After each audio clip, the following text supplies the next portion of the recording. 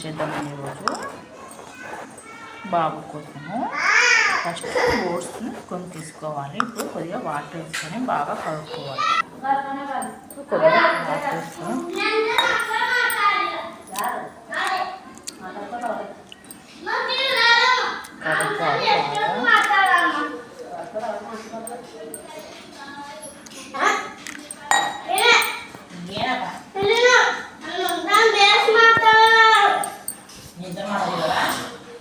ఈ విధంగా కడిగి నెక్స్ట్ వాటర్ నానబెట్టుకోవాలి.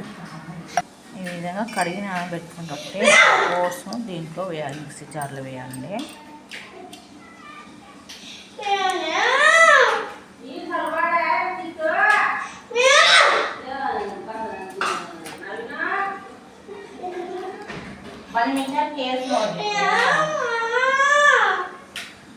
దీంట్లో కొద్దిగా సరిగ్గా వాటరు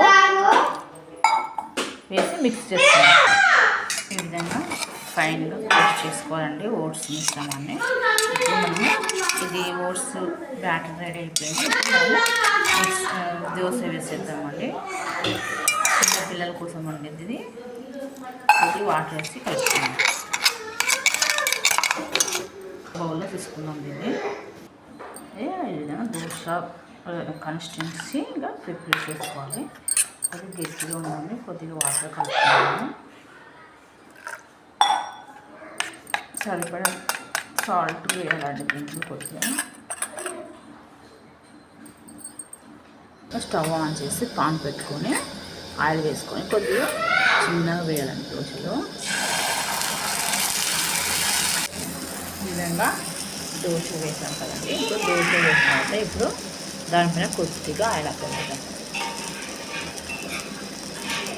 ఆయిల్ అప్లై చేసి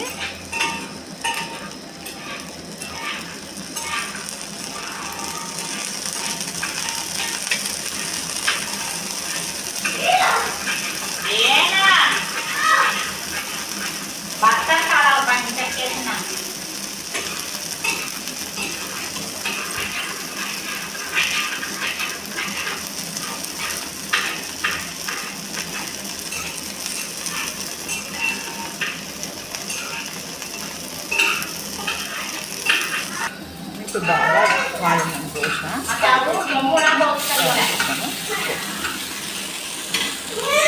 పర్ఫెక్ట్గా oats dosa, instant dosa ready అయిందండి. కొద్దిగా ఆయిల్ వేసుకుందాము. ఓకే, దోశ బాగా కాలింది.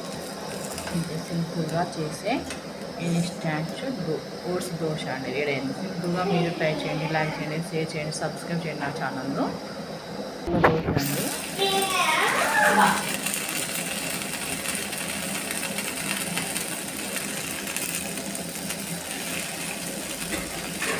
ఇంకా మా చిన్న బాబు కోసం కాబట్టి చిన్నగా వేస్తున్నానండి.